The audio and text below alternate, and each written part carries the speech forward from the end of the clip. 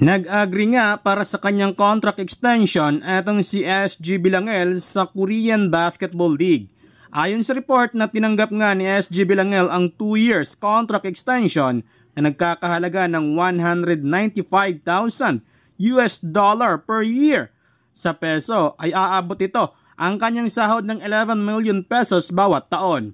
Ibig sabihin makakatanggap si SG Bilangel ng 924,000 pesos kada buwan.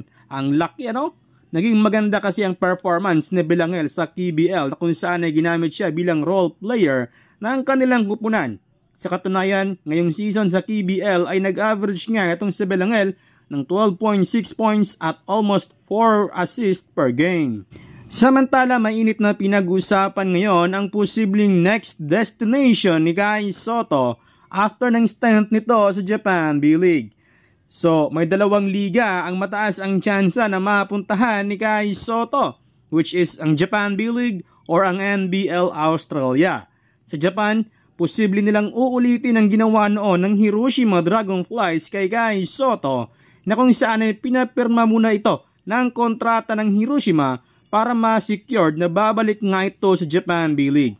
Nakasaad nga sa kontrata na yon ay mapawalang bisa ang kanyang kontrata kung may NBA teams ang kukuha sa kanya.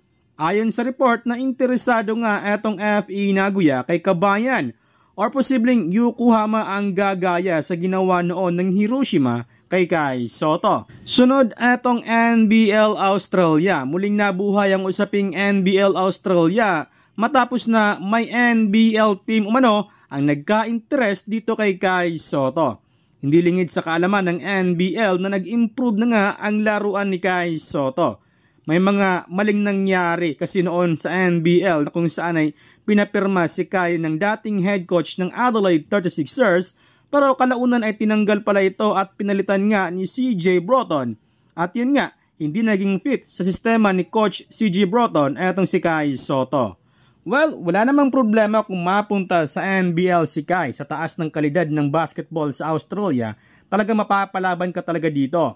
Ang hinahanap lang talaga ngayon ng kampo ni Kai ay yung maging fit sa kanyang laruan ang sistema. Kayo mga idol, anong next destination na mapuntahan ni Kai Sotto? Pag-usapan natin yan sa ating comment section.